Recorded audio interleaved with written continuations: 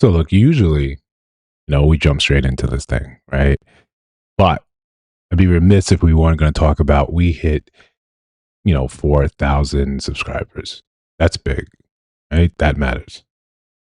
So, first and foremost, let's kind of give us all a little bit of shout out. We did this, right? For everyone that was been here since the very beginning, all I can say is really appreciate you guys, right? Through the struggles, through the little ups and downs. And I'm saying like the 4,000 is like, it's it. Like we're done, right? Like we can call it. We can just say, okay, hey everyone, we made it. No one believed in us, so we did it anyway, and here we are. No, it's a drop in a bucket. But for those that do know me, know I have a bad habit of not celebrating like anything at all. And I know, that can't be what I'm supposed to be doing. So um those I appreciate the jewels, right? Listen, whenever guys come in and you guys hear week after week after week after week, or video after video after video, when I inundate you guys with with content, and you guys are stuck with it, I appreciate it. I really do. And that's why I try to make little changes here and there. I try to make little improvements, little things to make it little cuter, right? And then I end up going overboard and taking up too much time. But I make something I think is a little cute, right? Right? Like I did that, right? And it took way too much time. But those small little increments is indicative of what we're supposed to be doing here. Those small changes, the small improvements. So that being said, one of the things that we talked about, right? I mean, I'm a moderation of ours, and I have conversations with a lot of you guys in real life about the small things that I know I should be doing better. And one of those, right? One of those is definitely going to be like I should be celebrating a little bit more, right? The little wins, the little things that we do, the little improvements. I need to celebrate those ones. Check. Right. I hear the complaint about that. I'll get on that. But I wanted to start thinking about these live streams that we do here. And I wanted to think about it as being a little give back to the subscribers, the people that are here in and out all the time. So for those, we're going to start trying to make these about just kind of dedicated you guys. Yes, we would love if new people came in and joined the stream. We love that. So as always, subscribe to the channel, like the damn stream. That's the best way to get this thing pushed out further and further and further and further. So we're going to be trying new things, but definitely we want to have this being an interactive thing. So if there's something that you see, something that you want me to react to, something you want me to talk about bigger, expound upon, we can do those in these live streams, right? And okay, we want to definitely try to interact more, but we're going to have smaller streams throughout the week, just when I can get on. Sometimes this is more training for me because I don't know why people like watching people just kind of like, I saw one stream where I think it was like Rapunzel, and some young girl was just sitting there with long hair. I think she ever looked at the screen, and I think there were like 1,000 people viewing, and it probably hit me at that point that what, this actually may be like a bunch of bots on the channel just sitting here watching this, because I could not understand why you would sit there and watch that. But again, that might not be my thing. But listen, to the topic, right? And then we'll finish off with a little bit more housekeeping. Girls, right? And I want to start this correctly. I appreciate what girls are able to do for themselves, what they're able to do for each other. And I get the premise, I get the idea. It's support. Right? It's support above all else, especially in the world where you constantly feel like you are under attack, or you are oppressed, or there is something out there trying to take something from you, trying to deny you access to something. I get that. So support. And it makes sense if you're thinking about it from a biological evolutionary standpoint, where men have the physical advantage, where they are the force. They have the patent on force, on violence. It's not to say that women cannot be violent. I think women constantly show that. So it's not to detract or take away from saying like, no, you can get down to. But all things being equal, that's what we're looking at. That's what we're saying. That this is how the thing kind of plays out. So it makes sense that you would look and say, hey, how can we get together? How can we stay safe by just being with one another? No one's going to knock you for that. No one's going to take away from that, say like that doesn't make sense. I get that.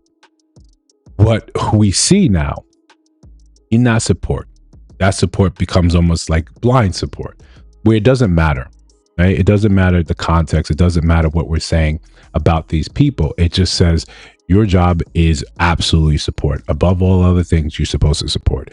If you fail to do that, then you can be excommunicated from the group. And if we're thinking it back in the evolutionary sense, the worst thing that could happen to you is you being kicked out the group.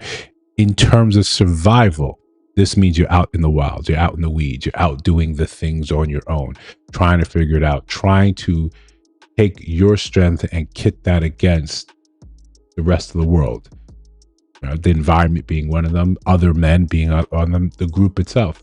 So there's safety in numbers, there's safety in the group. I get that. I think like most things, right? Like when humans get a hold of things, we go the extra mile. We take it to the extreme. We don't know when to stop, right? That is a human condition, as one of the human vices.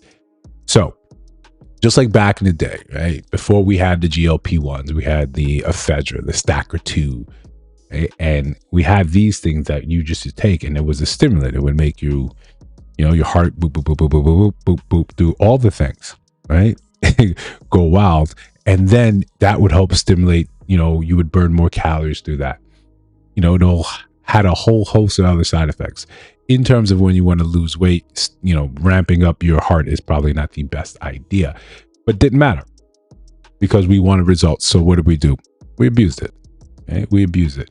So we had a perfectly normal stimulant that was just a couple derivatives away from, I think, amphetamines. And people would, if one would work, people would take 7. If 7 was super effective, eventually people would take 15. And eventually people started having heart attacks, collapsing on floors, right? Some people dying. So what happens? FDA says, oh, we can't use this because you were irresponsible, right? We took it to the extreme. I think women are taking this girls' growth support to the extreme. Again, this is not to take away that it doesn't make sense, that it doesn't have its place. We all agree with that. We all see that. We all see the need for that. What we want to do is just have the conversation where it's like, all right, are we making sense with this? Is what we're doing, is this actually being helpful to the rest of society? And I say that because when we have people that are very comfortable calling people out, right? Don't throw stones if you live in a glass house type, right? He is without sin, cast the first stone. We see that, right? The other woman, she got on TikTok, she got millions of views, or millions of likes. I'm still not sure how TikTok works in that regard. But when she was just saying, all these men are ugly, like genetically, they're ugly, without being able to look and say, yo, but you, right? But you, why is it all right to call out someone's, as she put it, a genetic defect without acknowledging your own? No, we can't do that because we've walked so far down this path of the support, this girls' growth support. And that the other part of the support is defense of the nation, of the girls nation, is the fight back, is the pushback, is the saying, you can't really come here and tell us what we should be doing. If you don't agree, you must be one of these people we're talking about. It's this insular sort of logic, this insular sort of trap that prevents you from being questioned and prevents you from having or learning any new information. Right there within yourself, you agree with this or you disagree. If you disagree, you ain't shit. If you disagree, we have blah, blah, blah, blah, blah. You would think, right? And this is what I'm going to say as genderless. You would think for people that, report how important education is, you'd think we would remember how to actually have debates. You think we'd remember actually how you're supposed to structure an argument, that just because someone disagrees with you doesn't mean that they are the worst parts of the world. You're supposed to talk with people, have your ideas challenged, and then reform your ideas, cutting away what doesn't work and accepting what does. This is how you grow. This is how you become. This is how you sharpen yourself. This is the iron sharpening the iron. But you don't get that when you just have someone say, hey, he called me this. Forget what I said to him. Forget what I said about him and every man that looks like him. When I call him chopped, when I call him a genetic deformity, all of these things. But the minute someone claps back, it's like, well, what about you? How dare you? Well, why aren't we asking the same things? Now, if it were just about, hey, that's not nice. If it was just about, hey, that's not a nice thing to say to men, that sucks, then, no one really care, because that's kind of the MO. That's kind of how things sort of are. That's how things kind of progress. If you offend men, so what? Right? That's really how it goes. So what? Men are offended. They're either get over it or they won't. What are we supposed to do? Why should we care about any of that? The issue is, over time, what happens? You go so far left, you go so far right, that it becomes almost impossible to get you back on center. The center is where you get the results. Center is where you actually see the world for how it is. I get it. We're all going to have biases with whatever side we find ourselves on. But the closer you are to remaining on center, the closer you are to being able to call out bad actors on both sides, I think the more level set you'll be. But when we can't stop women from saying, you see where you called someone else this, you see where, right? We can give you specific examples. We see where you were upset that men are dating down, but when women say it, it's no problem. You see when men date outside their race, it's a problem, but when you do it, it's uplifting. This is why we have this further and further divide, because it's difficult for men to just say, okay, let me accept the criticism you have from me and keep walking towards you. At some point, I think that's where we just look and say, okay, I'll let you hold on to that delusion until you're good and ready to let it go. Because by and large, and this is the truth, by and large, we think a lot of it is horseshit, right? Oh God! We think a lot of it is horseshit, right? You see, what was her name? MJ Gray? Don't quote me, because this is not my side of the internet, but it's not my side of the algorithm. She was a staunch man hater. And the internet is up in arms because she is now engaged to a man.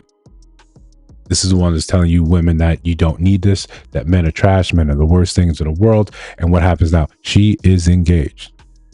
She made millions, basically pandering to women, telling them what they wanted to hear, telling them that the evils of men. And then what happens? The minute she gets a chance, she's off the reservation. It's the same thing people were saying when Beyonce was singing to you, but then she had a whole man. Same thing. What we do for money versus what we end up doing later on in life. I'm going to say what I have to say in order to secure this bag, to get this check. So what? That it took years of your life, years of you believing this and internalizing this and making it your entire personality, that now you just simply turn around and I'm like, yeah, I never believed any of that. Right? What was that 50 Cent meme? Yeah, I was running game on you the entire time. I wanted to get this check, and that was more important than you who formed the parasocial relationship with me. I don't know you. I don't really care that I misled you, because I got the man and I got the bag. I'm good. Where are you? You're left in that same trope, man hating, thinking that now somehow this turns around and you're going to find some success. No. How many years did you dedicate to following this person's ideal and then furthering yourself into that rabbit hole, going deeper and deeper and deeper and deeper, and not deep like the good way I'm talking about, right? Again, this is a family channel. My mom might be listening. But you walk down this path so far, what happens? It's not that you just listen to her. You found other creators that just echoed that same thing. You were in the comment section. You were in Facebook groups. You were going into the big wide world espousing the same things. What's supposed to happen? How long does it take you to become semi-brainwashed? What type of process is that? What does that look like? How long does that take? So you wasted, right? You waste all these years. Right? You waste these years, and time is probably the most precious thing that we have, especially for women. You don't have time to waste trying out a philosophy that it makes sense or not, especially when you don't get a chance to see behind the scenes. When we realize the truth that social media is a lie, the whole lie, we know this, right? We absolutely know this. Social media is a whole goddamn lie. But for whatever reason, we sit there and we believe it. We think that this is supposed to be, this is the way it is. So we structure our entire lives by that very thing. And then when you meet your heroes or they say, no, I've been lying to you. Remember when they were initially going to shut down TikTok and a bunch of creators came on and said, hey, no, I got a BBL. This glue plan I've been selling y'all, nah, it don't work. I don't do that. Oh, this meal plan, I don't eat like that. I'm on a GLP-1. I'm on Ozempic. Yeah, I don't have this morning routine. Like when we see, people doing these things, like, was it Austin Hall when he had that whole morning routine where it took him 2 minutes to jump into the water in midair, is hanging out there for whatever time. When we know this is farce. All things are farcical. But then why do we move like it? Why do we move like, yes, that's what I got to do. That's how I have to do it. No. It's okay to be entertained. It's okay to take these things and be inspired. But the minute we surrender the ability to think, this is where we find ourselves. We find ourselves lost in the sauce and we don't know what's supposed to be happening. Then we turn around and we look up and we say, damn, that person lied to me. Damn, it's not like I can just let go of all these things because I replaced so many other higher function thinking with this drivel, with this nonsense. And I think this was the truth. Now I have to rebuild all of that. How long is that going to take you? Meanwhile, how many potential relationships did you throw to the wayside because this person said this is what you're supposed to be doing? This person said this is how it's supposed to work. Now you're lost. Now we're looking and say, damn, my bad. Damn, my bad. How do I address that? How do I fix that? How do I do better? I don't even care to do right by you. You're not one of mine. You're not in my circle. I don't care about you. They forgot about you, right? They never knew you. When we enter this parasocial relationship, when we think this person speaks for us, they're the champion of our cause, you find out they've been lying the whole time, cuddled up at home. Going on those dates, they said, hey, I'm in Paris, I'm enjoying my life. What about you? Whole man right there. Whole man right there. Snuggled up when you're sitting there reading the literature, and these men ain't shit. You're scrolling on TikTok in the comment section, thumbs typing away, getting angrier and angrier and angrier to the point where you feel like we're at each other's throats. Meanwhile, there's a different type of throat happening over there, right? It sounds good.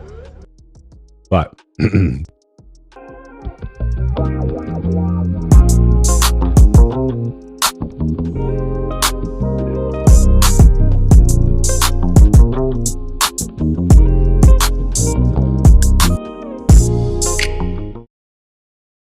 I apologize. A little growing pains. We're moving it along, but I want to do it in a proper order. We just did a lot of stuff under the hood, right, of the channel, trying to make things better, smoother, and again, more to the point where we want to have this conversation with you guys back and forth. But yeah, we're ready for love and money. So listen, very simple. It was supposed to be simple, but a lot of this is out of place. Yeah, the whole point is about the way we're telling women about how they're supposed to be and how you can get ostracized from the group, and how we sit there and simply just lie to you about a lot of what's happening, what's going on. And just we'll narrow down the thinking in just a second. But there's a new pipeline that needs to be explored. It's the man haters to wives, right? When we tell you all the time that this is just a popular thing online to do right now, to hate men, to pretend like you hate men, to talk about it like that. You open up your phone and you just say, blah, blah, blah, blah, blah. It's the easiest way to go viral. Right? It's the easiest way to get traction on your page. If you're trying to get monetized on YouTube, on TikTok, on Instagram, just open up and start saying, listen. I'm about to give you women the formula right here. And some guys, if you want to be, if you're gay, or if you want to at least, straddle that line to get views, it's very simple. Um, you just need the first thing you need is simple prompt, and it's something about men. It's something about, you know, back in the day, men they used to go to war. Now they just stand by the DJ booth. I was on a date, blah blah blah blah blah. I was in a club, blah blah blah. Fill that in. The views, right? The likes, the comments, the shares, the affirmations in in the comment section. Meanwhile, you haven't left your house in 17 days. Right? Meanwhile, none of this could be further from the everything. All these things could be further from the truth. This is not your life. This is not how you're moving.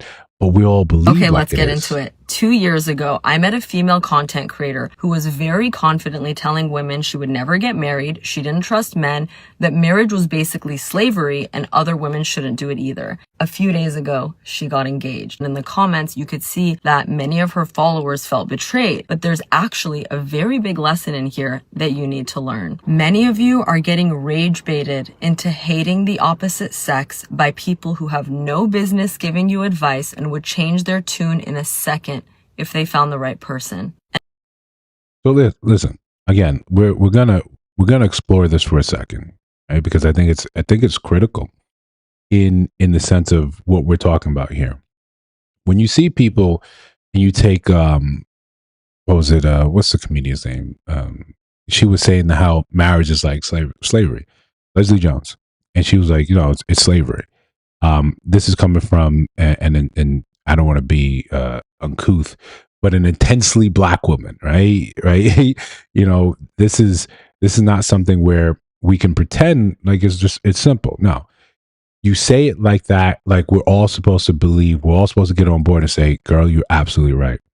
It's slavery. No one should do it. Everyone should. It's the worst thing possible. So you should be upset about the idea about it." We're pretending like we didn't see a lot of her instances, a lot of her comment, a lot of her times when she would go on these shows talking about her desire to get a man, her desire to be with someone, and her inability to do that. And of course, it's because there's no men, right? The men are absolutely awful. There's something wrong with them. It's never about hey, you're just not the thing that men are looking for. It's not the thing that men are choosing when they have the ability to choose, because men are the ones that are going to be the ones that are proposed. You never want to address that very real factor that you're not of marriage material, as how men see it. They see you as masculine. They see you as unfunny, right? They see you as aggressive. So when those options start drying out as you get older, as the truth is laid out that even with your money, even with your success, men are looking and say, "Yo, no, thank you. That's not for me." When now you pivot and turn and want to say, "Yo, it's slavery anyway," we see it as hollow. We see it as it's because it was never available for you. Now you want to decry it like it's something that's wrong.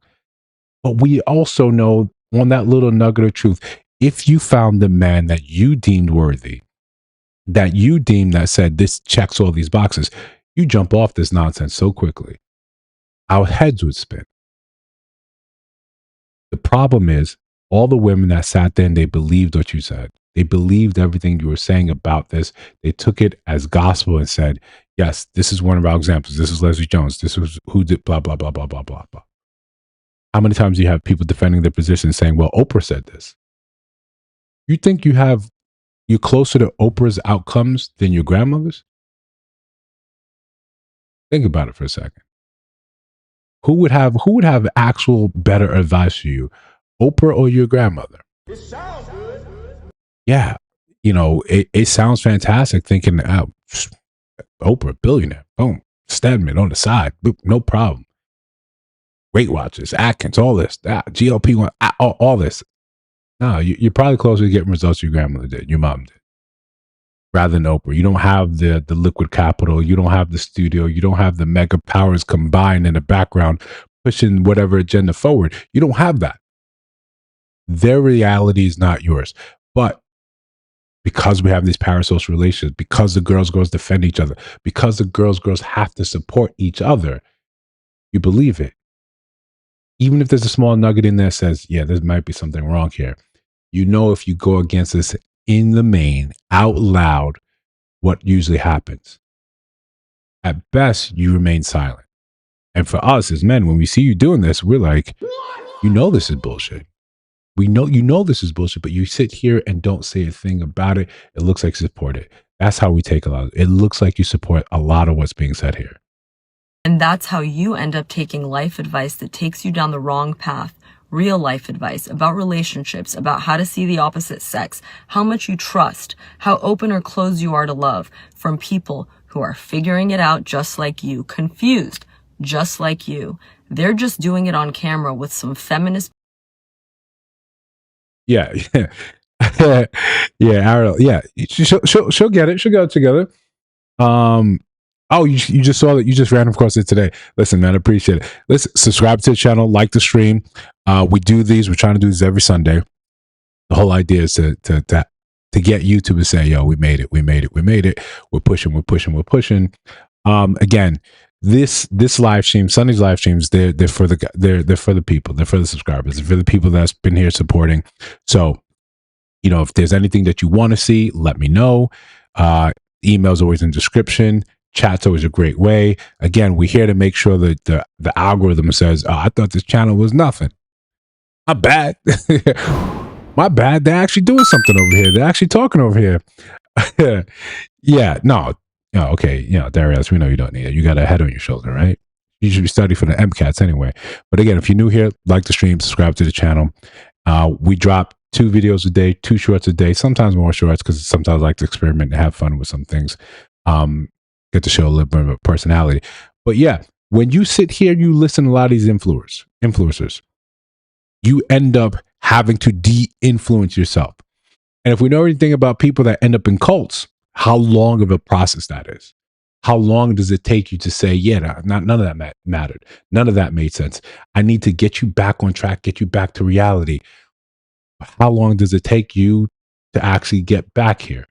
And all the while, the world just keeps spinning. The world is cruel like that. The world don't give a shit, right? The world don't give a shit. It just keeps on moving. Oh man, listen there, Ariel, appreciate that. PVD, I like do PTV events and stuff. Yeah. Yeah, drop it. I'll check it out when I get a chance.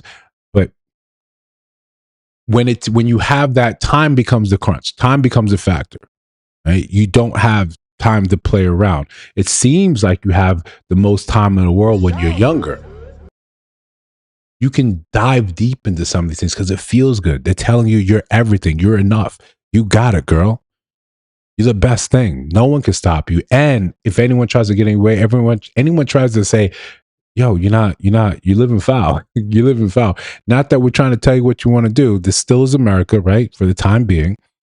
But this is the crux of the issue. You got Leslie Jones over here, older, 50 plus. You should be looking back and telling young women, hey, I played the game wrong. That's what it is. It's you have to break free of this girls thing and say, yo, I played the game wrong. Yeah. I had some middling success as an actor, comedian. Yeah, you see me, you know who I am, but when you see me out here, do I look happy? What was the most important thing to me? Because I got the success. They told me I could do it all. And the girls insulated and supported that and made me think that, yes, this is true. I can have it all. I can do it all. But the reality is, time just keeps marching. Time is just this arrogant SOB that's like, do what you want to do, but don't come and blame me later on. Buzzwords and a monetization strategy. What works for one person will not always work for you. What resonates emotionally is not always the same as what's true. And someone being loud and confident doesn't mean they have any business telling you how to live. I have never seen so many people be afraid of love and the opposite sex in my life. I want no part in this. And please consider that many of today's successful female icons who are empowering you, whether it's Cody Sanchez or Emma Grede or Sarah Blakely, they're all married too. To be an empowered woman doesn't mean to reject love. It means to reject men who are unworthy of you so you can find the one who is. Next time a creator is telling you to hate someone, to distrust someone, to write off an entire gender, ask yourself, Is this wisdom, or is this someone's very certain sounding opinion that an algorithm decided to put in front of my face today? She's absolutely right. All those people she named, I have no clue they are. Yeah, it's not my algorithm, right? We understand we have different algorithms. All those people, yes, they're telling you this, right? Picture it for yourself. You pick up your phone, or you go into your little studio, right? I got me a little studio setup going here, and I get here and say, and we'll keep it gender wise, right? And mom, if you're listening, forgive me, right? This is for example, right? We don't need a 2-3 hour conversation around about how I'm living foul. If I came on here and someone made a comment maybe a week or so ago, say you would have so many more subscribers, right? Shout out to the 4,000 that we have today. You would blow up if you just devalued women. If you just talk shit about women. That's it. That's all you. So if I open up my phone and said, right, on my webcam, or my Sony cam, or my Nikon, and I put it all together and say, you know what, these women ain't shit. They're out here, they're all gold diggers, they're all bitches, they're all tricks, they're all hoes. Yet, at the end of the day, I want to be cuddled up with one. How does that make any sense? Outside of it makes sense when I'm getting paid. We think about it like, okay, I'm a big fan. I'm a big fan of Snowfall, right? I'm a big fan of Snowfall. So much so that I've never watched the ending, because to me, I know how it ends, but it's not official yet for me. But throughout the whole time, the idea is like, yo, someone's gonna sell drugs to the community. Might as well be me. I might as well get paid. It's the same idea that they're sitting here. The girls campaign is telling you, I'm gonna lie to you because I need to get paid. What's the difference? What's the difference when you're looking and saying, I'm trying to do, this is the crux of it, right? This is the crux of it. I want us to understand this. I want us to be real and have this very real understanding of what I'm saying here. You know it's real because it's black and white. What's the difference between this and OF? When I'm saying that I know this is going to hurt the community, I know this is going to hurt people, I got to get paid. My pockets become more important than anything else that's happening here. Anything else. As long as I'm making money, if I'm getting revenue, my family is benefiting. I don't care that other people get hurt. I don't care that I made it on your backs. I don't care that I made it at the disillusion of men and women and relationships. I don't care, because I have mine. What is the difference with that and selling crack to the community, selling drugs to selling methamphetamines to the community, selling your body and the degradation of your soul and society, the fabric of society? What's the difference? Right? The avenue, the cars, the way they get there is different. But at the end of the day, when it's saying, I value what I'm saying, what I'm doing above you. And again, this is the greatest weapon. This is the greatest course of success. Nothing beats this. Nothing beats feeding into that part. I try to say, when we talk here, let's talk about nuance.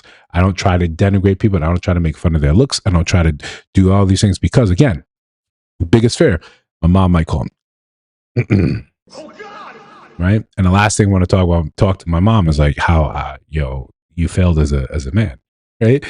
How are you going to go ahead? Don't you have a sister? Don't you have cousins? You have a mother, right? You're talking to her right now. No, my parents raised me a certain way, so I'm not going to go out here and do that, even though that would be the easiest way to get subscribers, get likes, get attention. But then I got to leave. I got to go back and I got to face my friends. I got to face people that I love and respect.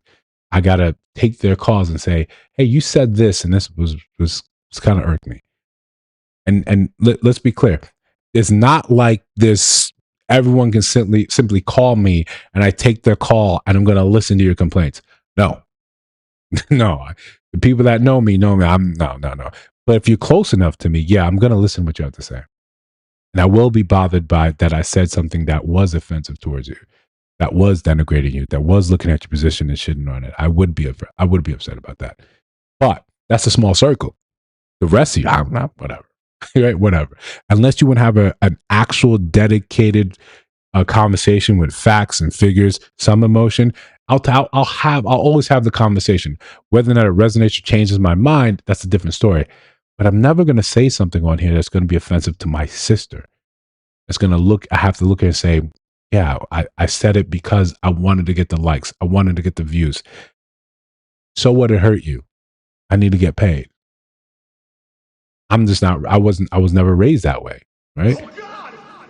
I, that's just me. But I'm not saying that's not other people. I'm not saying other people aren't capable of this. You see it yourself. This is one of those times where we just have to open our eyes. We see the girls goes, we see how it works. But at a certain point in time, and I've had conversation with a lot of women saying, don't quote me on this. Don't say this officially, but yeah, she's messed up. Because we know what happens. You get excommunicated from the group. You're out there in the wild. You're out there in the cold, trying to deal with life on your own because you went out and said, hey, this doesn't make any sense. But listen, we're going to matriculate downfield. We're still talking about love and money. One of the big things that we see today, one of the issues in terms of dating, is there is this, I need a man to put me in my feminine. Like I've got to wrangle you, right? For those of you old enough to remember Ghostbusters, right? Right, the movie where you got to trying to wrangle this thing, trying to put it down, right? Streams don't cross, right? Man, we understand that on a different level, right? It's a family show though. With the idea that a man has to come here and dominate you in order for you to say, okay, I'm good. Okay, I'll listen.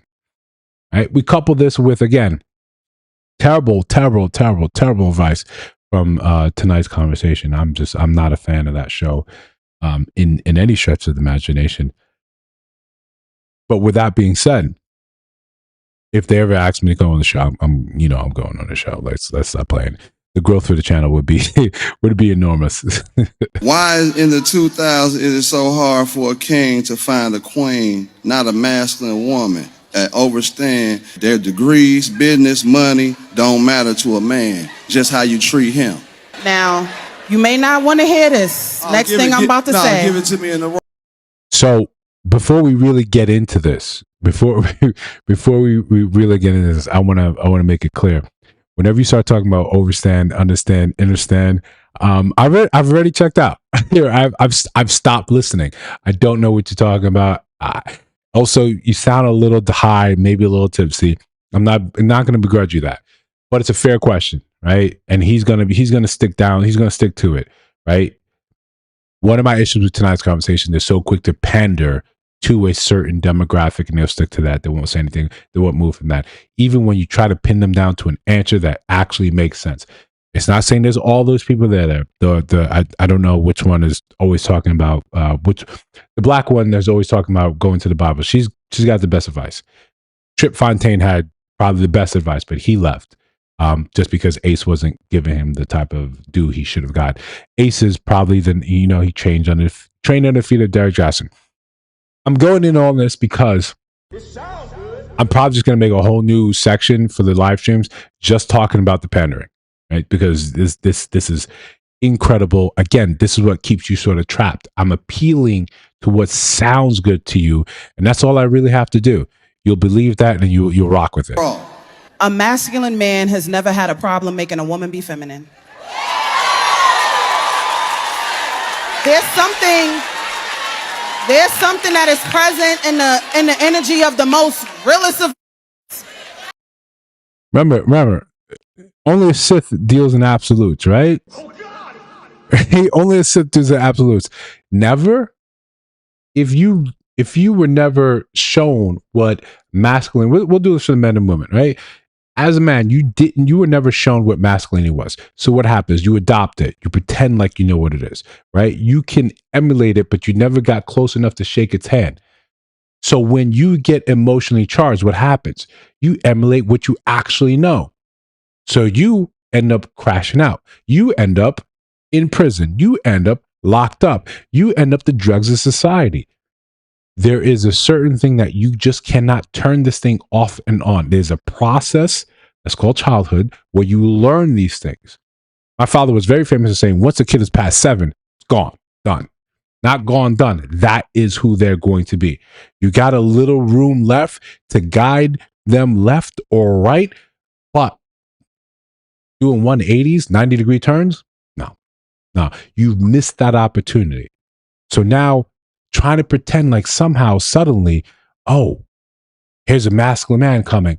You've never exercised that feminine bone one time in your life. And now some man's going to come and say, here you go. Here you go. This is a pipe dream. This is an absolute pipe dream. That when you get around the real in you, you going to know how to turn that off. And any men that complain about, you ever hear men be like, yeah, why women? Hold on, only 2% of men are alpha? I mean, I don't know the math on that, but I don't think it's anything much higher than that. If you think about what it would actually take in an alpha, having an alpha in society, and how we deem alpha today, right? Once we civilize the world, once we made it safe, once you don't have to go out there and keep what you kill, what's an alpha?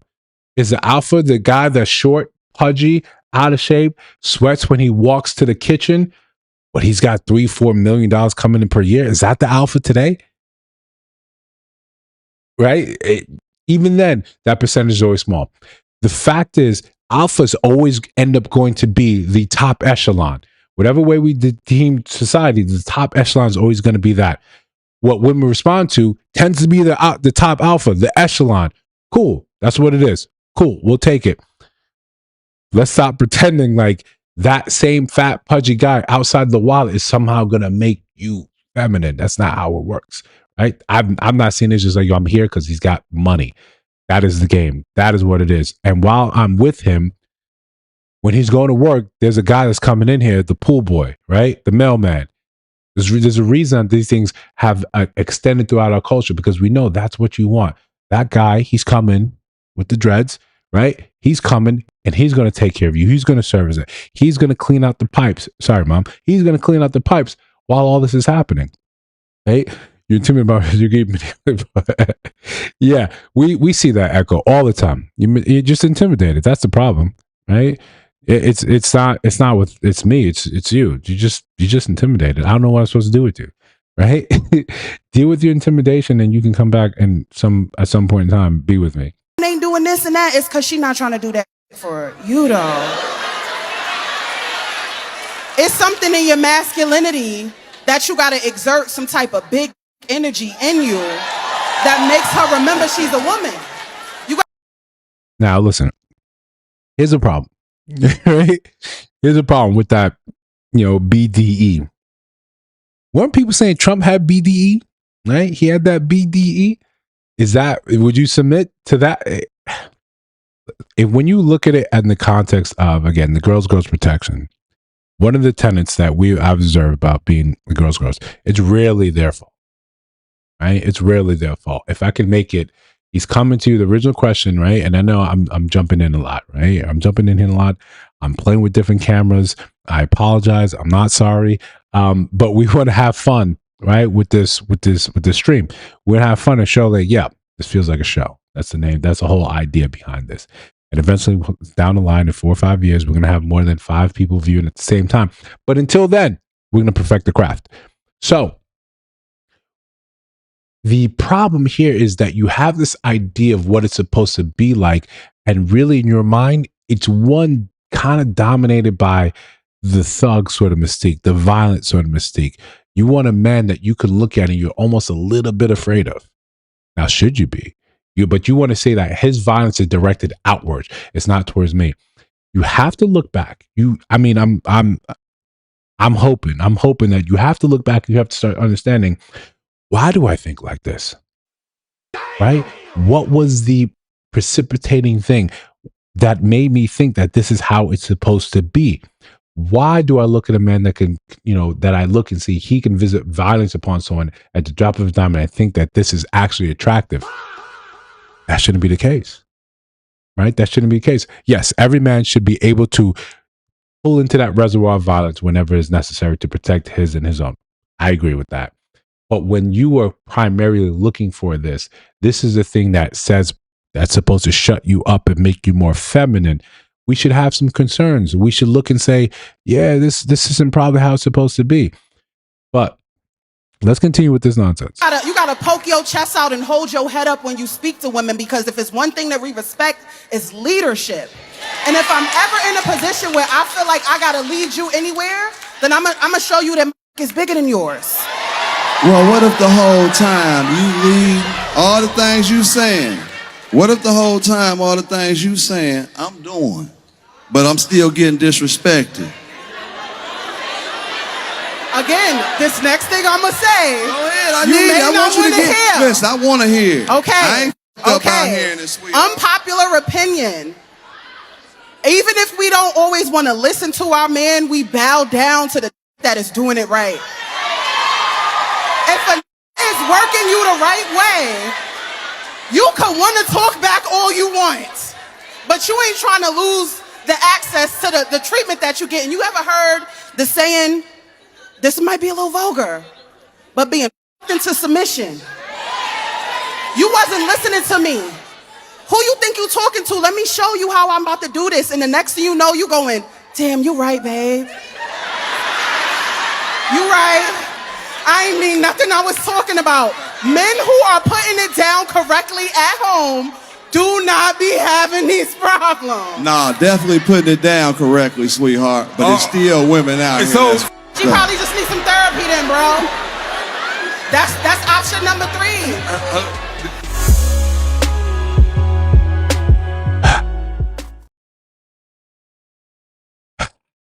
You see what I'm saying? Like this type of advice, this type of, it's probably you're not masculine enough. That's why she's not listening. Then, right? Then let me double down. You're not doing enough. You're not. No. And then the last one, she probably needs some therapy. You wouldn't go there first and try to let's examine what's happening here. You have an idea of what masculinity looks like. It's a pretend idea. It's a made up idea. When you don't know these things, what happens? The streets will raise you. When you don't have the example at home, society and streets raise you in accordance to what it needs. When you listen to the streets are going to make you street-like, thug adjacent. If you let society mold you, you're going to be a cog of the greater machine. You feed the economy.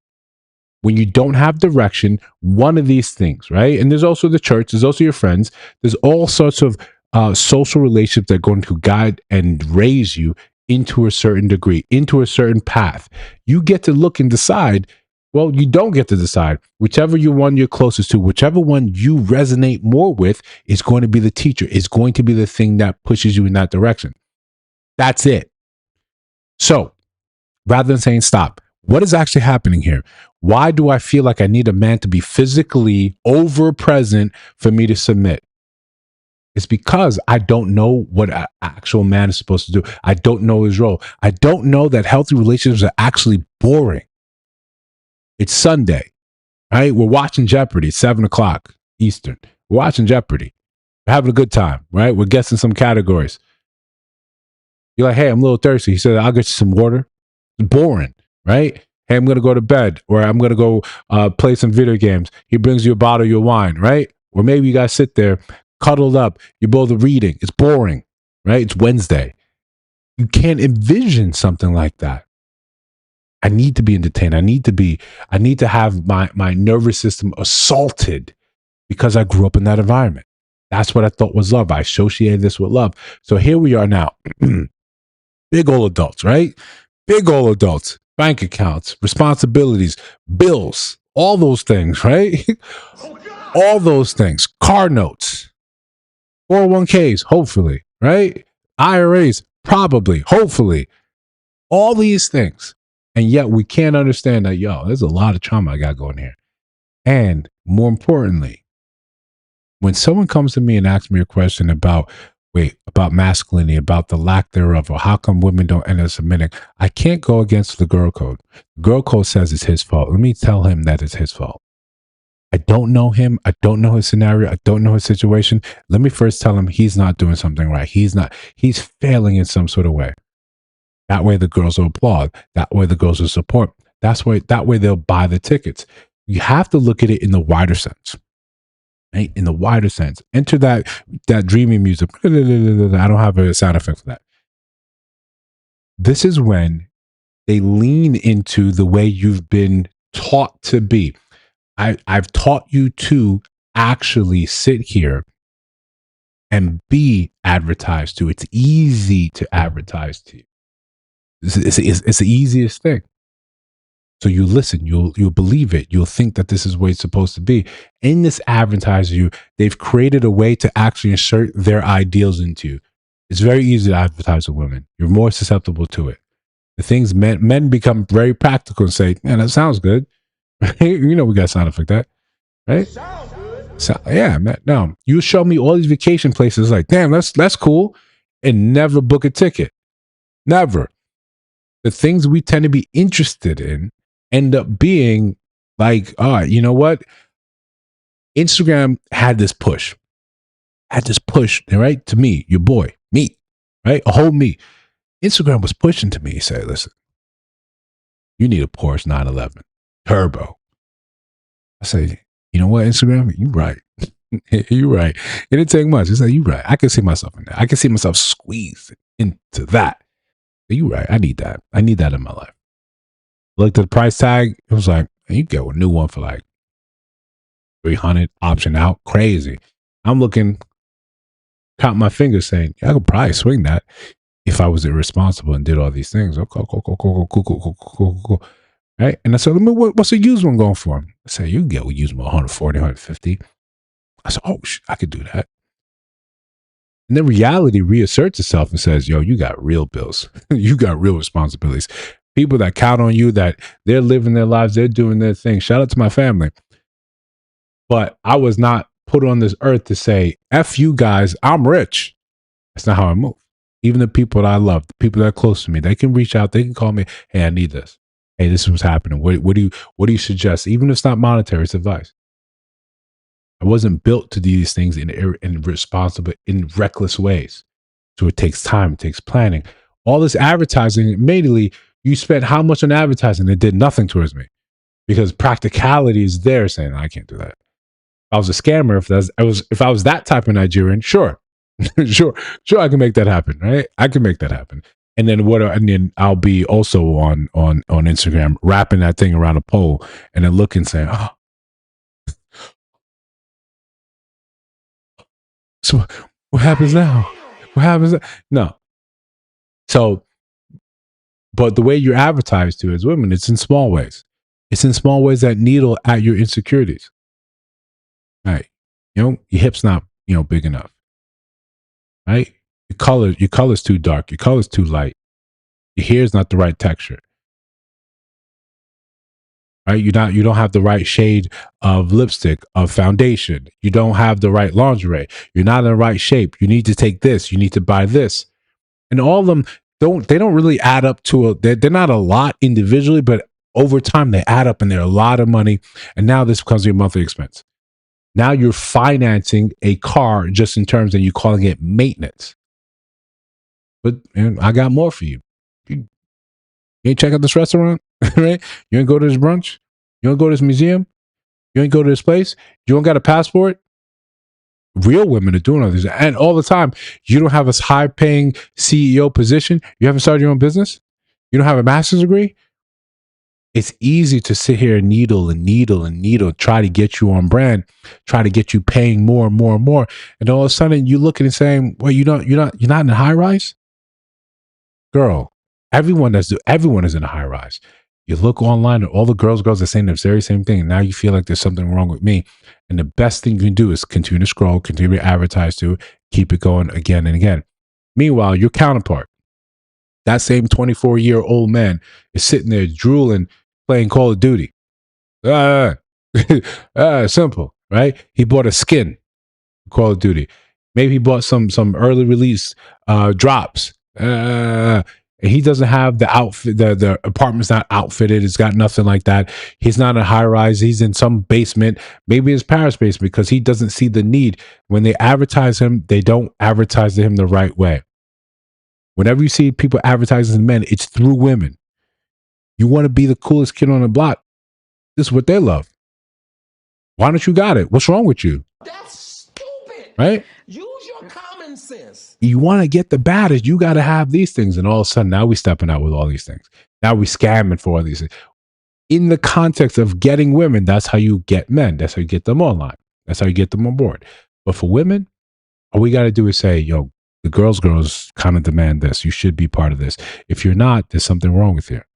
There's something wrong with you, and I can't do anything for you. I can't help that. What are we supposed to do? So listen, again, part of this dating culture right now, right? Part of it, and we're talking love and money. Part of this discussion ends up being that when you're trying to understand men, and I think women are very bad at doing this, and because society hasn't guided you and told you what men are about, what's important to men, what we see right now, it becomes, if men are not adhering to the way I look at things, something is wrong with them. And the greatest way to say something's wrong with men right today is to call them DL, is to say that, hey, this is what is really happening with them. The easiest way to find out what a man is truly about is to identify his relationship with money. If he's constantly chasing after money, constantly chasing after being a player and stuff like that, he is not after a high value woman. Men who chase after money are trying to compensate for lack of emotional maturity. They're trying to attract men or ego, because high value women don't care about money. They don't care about how much money you make. They don't care about your chain. They don't care about your watch. They don't care about that stuff. High value women care about how open you are, how deep you are, how deep is your love, fuck nigga. That's what high value women care about. So I be confused on. All right, I'm gonna say this important part, right? Yo, Mark, what's going on? Mark and Blair, my people. Listen, and this is a pet peeve. This is a gripe, right? This is me. I'll even go one step further, right? It sounds good. Me personally. It's disgusting, right? You guys understand, me personally is the same thing, right? It's we know what you're talking about. Me personally. It's just ubiquitous in the language. But when you're a nerd for languages, right? It's whenever you're talking about, and I'm making an assumption that she's putting herself in that high value woman position. But then when you're saying stuff like F nigga, right? Fuck nigga, right? Me personally, I look at that and say, you can't be high value. There's a power in the tongue. There's a power in the way you converse. When you throw stuff out there like that, I put you right where you should be. To me, that's exactly. You could be the greatest. You have all the accolades. You could be complete. But once you say stuff like that, I automatically adjust and put you in a certain category. But that's just me personally. Forgive me, right? Forgive me. But in the context of what is a high value woman, and this video is going to drop in a few days whenever I actually get around to editing it. But it's a very simple thing. High value is determined by the gender, the opposite gender. A high value man is determined by women, by them. They said this is a higher echelon. This is the categories that the high echelon has. That's why when and I know you guys hate to hear it, not you guys, but people in large. This is for the replay gang. If it ever breaks wide and they comb through this in the archives and say, what was this magnanimous gentleman talking about? They're gonna say, look, high value was determined when Kevin Samuels brought it forward. It's not saying he coined it. It's not saying that he determined what it was, but he brought it to the national consciousness. High value. The reason there's no morality in there's no religion. A high value man is not a Christian male. It's not an Islamic. No, it's not a Muslim male. It's has nothing to do with morality. It has nothing to do with religion, because women across the board are saying that is not the determinant factor. Yes, it matters to women that you're of this, but the first things they're talking about, can you provide me stability? I'm being magnanimous about this for the resters, for the records. Can you give me the things that I'm looking for? It sounds good. That takes money. And then when Forbes said this is the highest echelon, people making six figures, but that was of 1980. So we took that and said, well, okay, looking at the data, looking what stratifies people, that six-figure salary was the thing that put people above me on. He said 10,000 every month. That separated people. So when you had men on there saying, I'm a high value man, how much you make? $2,000 a month? He's like, no, full stop. No, that's not it. You don't fall within this category. You're outside the criteria. So, and this criteria again was set up by what women were saying was important to them. Likewise, on the opposite end, men are supposed to be the ones that determine what's a high value woman. They're saying this is the type of woman I value above all else, above the others. I'm setting up a hierarchy. This is the things that I want to see. We've never really explored that conversation, so we don't really have a unified sort of answer. We have the fit, feminine, and friendly. We have the push from the femininity. We have men are looking and say, I kind of want that. The femininity would be good. The fit part seems to be optional, right? I'm looking at a lot. I'm not looking at you guys in the chat, but I'm seeing a lot of creators come on and say stuff about men. And I see this stuff. I see men in the photos and the videos with women and stuff that I would look at and say, it's not really my type. But it is for them. They're smiling. They're showing all their teeth. They're smiling ear to ear. So it's got to be real for them. But the femininity part, yeah, we kind of like, yeah, that's dope. I had a short that did terribly, right? But it was about femininity being the superpower, being the lost superpower. You sit there and you inspire a man, he'll remember that. You say a man is handsome, you rub his shoulder, you release the stress from him, he'll go crazy in a good way, in a motivated way, in a way that says, yo, I'm going to come out here and kill it. I'm going to do the best I can do. This is how we are. But this is what it's lacking. The internet is littered with women, unfortunately, that there are of my color, of my melanin content, crashing out. And this is just, again, we understand we have different internets. We have different algorithms. The algorithm is showing me exactly what I need to show for my channel. And I know from my talks with a lot of my other friends, like, yo, I don't see these things.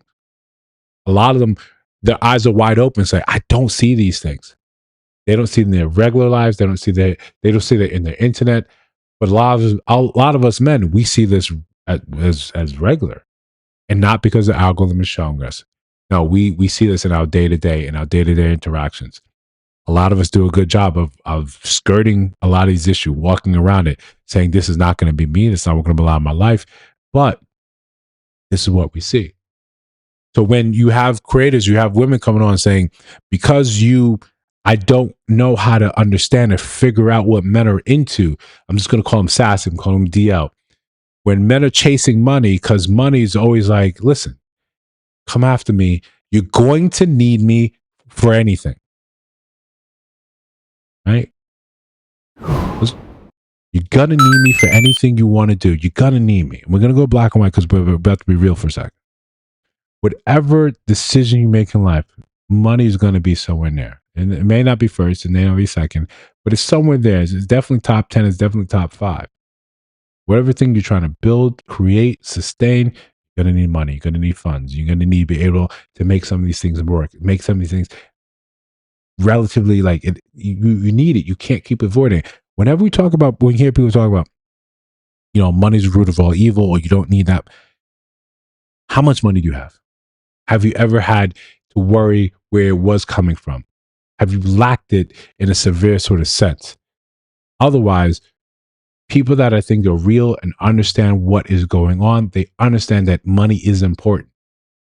It doesn't have to be the end all. It doesn't have to change who you are. It doesn't have to change how you move and interact in the world. But pretending like it does not matter is foolhardy. I'm not one of those that's saying, hey, just leave the country and don't pay your bills.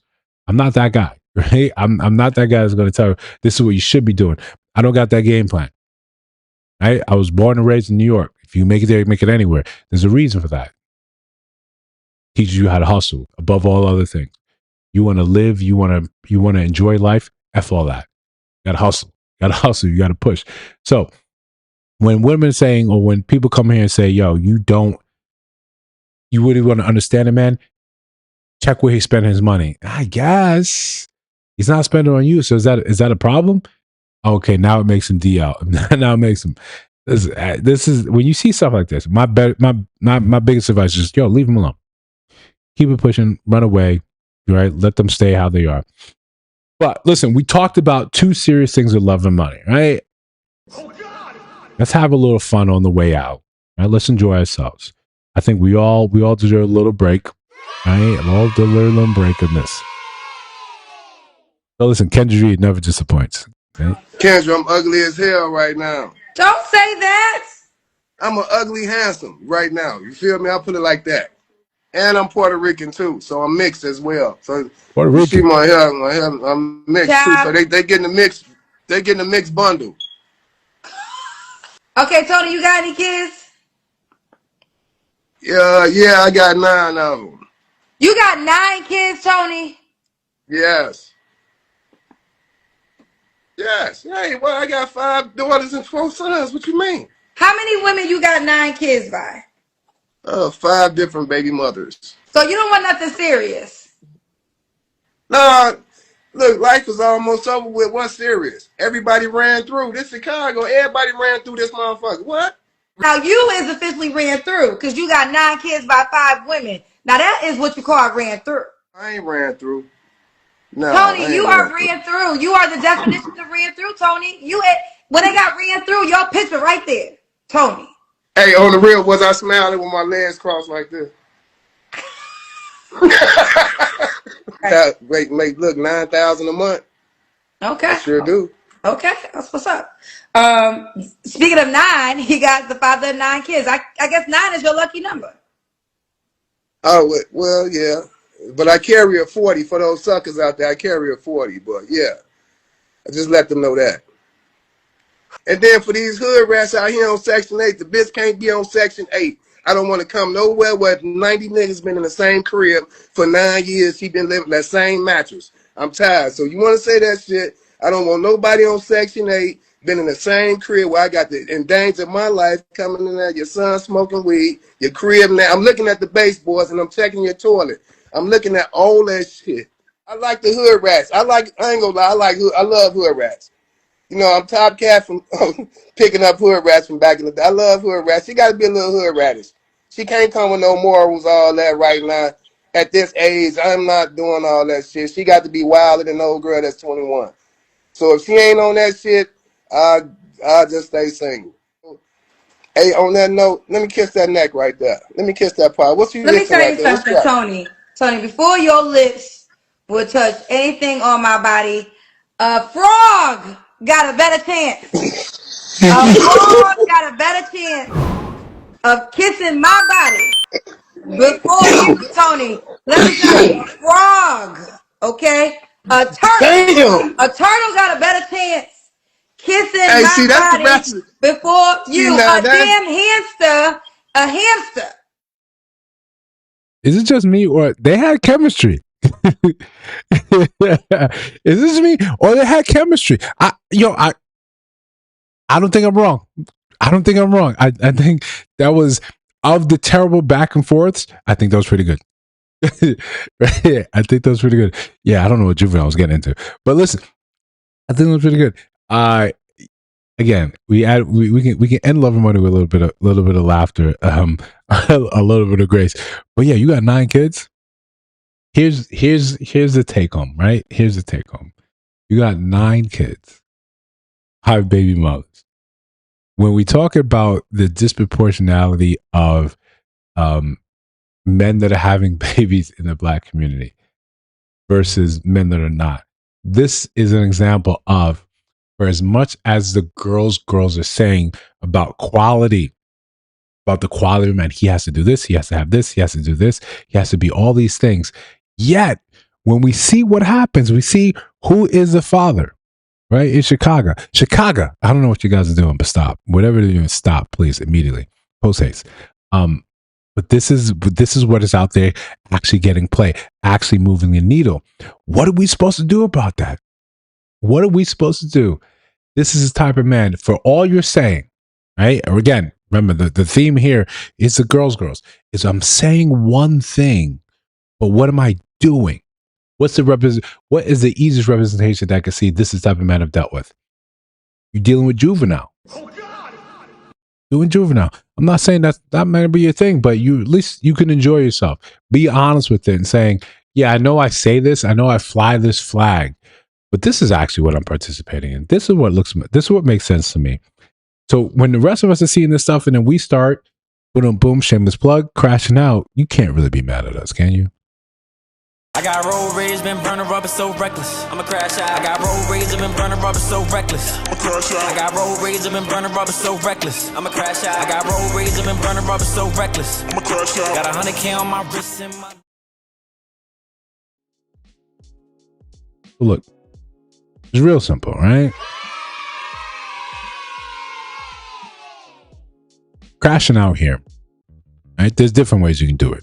We don't enjoy the physical, right? We don't support that, right?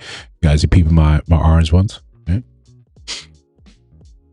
That's what happens when you have a YouTube channel. You get 4,000 subscribers, right?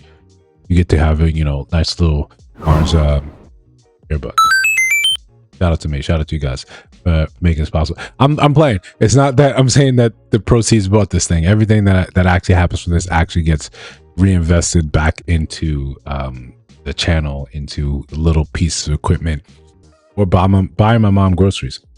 Whatever, right? I'm a good son. But when it comes down to crashing out, we don't support the physical vibe. We don't like that. We like you to crash out in clever ways, right? We're a fan of you being clever. Those who know me IRL, you know I'm a fan of wit, right? I like witty stuff. That's why I wrote a book, right? I got to drop another book this year. I got to edit it. I got to finish the last parts of it. I always get excited when I talking about it. And so that's on the back burner. You can see that I'm quite busy. I'm doing a lot of stuff. But if you're going to crash out, let this be a lesson to you. Let this be strategy for you, that there's ways for you to crash out and ways that we can go back and we can say, yeah, that kind of makes sense. I would actually do something like that. My girl gonna try to say she was at her sister crib, then I come and she over at her baby dad crib. So guess what I did? Took her fucking wills. You got me fucked up. She ain't got no more. Now you ain't going nowhere. Look at this shit. Look at this shit. Took all 4 of them bitches. You ain't going nowhere now. I support this. I support this. You lied to me and you thought I didn't know how to change a tire, right? Changing a tire, right? Half of changing a tire is taking one off. I can do that, right? I can get that done. No problem. No problem. Don't worry about it. I'll take that off. Enjoy yourself at the baby daddy's house. Now, understandably, if you had to go there because it was something related to the kids, I kind of get it. But you lied to me. So don't worry. You don't got to leave. Right? You can't leave, right? You can't leave. Rather this than you getting physical with her, just take the tires. I think this is clever. I think this is a very tried and true New York strategy. This is beautiful to me.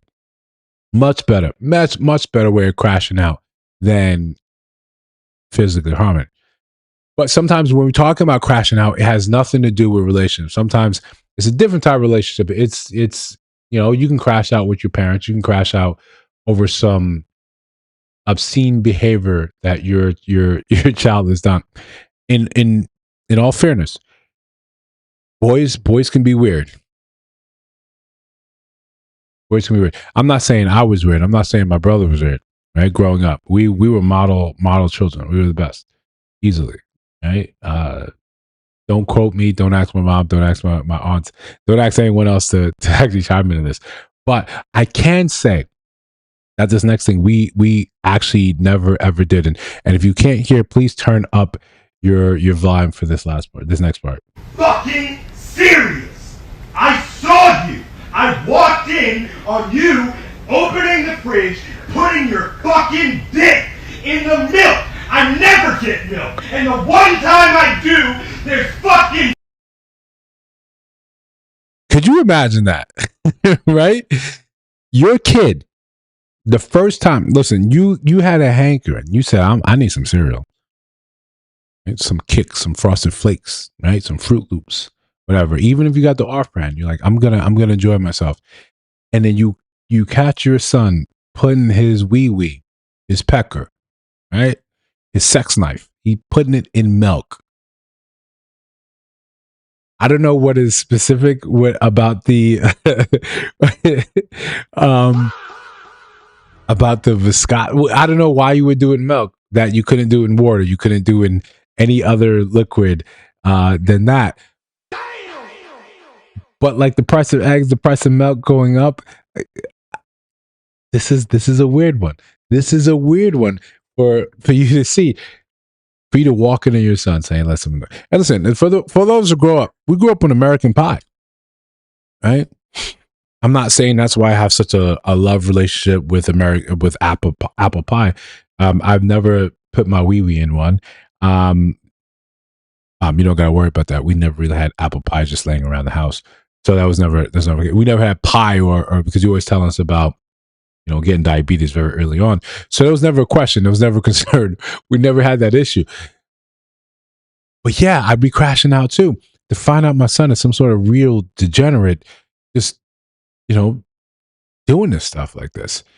But degenerates come in different flavors, different types of flavors, and sometimes you have people's friends. And when we look about women, and when we like to pretend like you guys are the most innocent creatures on earth, that when you fart, it smells like roses. If you ever fart, if you fart every 5 years, something like that, we think you're completely we pedestalize you. But sometimes we get information. We get a little peek behind the scenes under the motor, under the hood to see what's really going on. And you see that you guys can be just as despicable. And again, for being the girls, you will throw another girl under the bus to have what she has once she has deemed it and told you how dope it is. So we have to be real and know that it's not always men.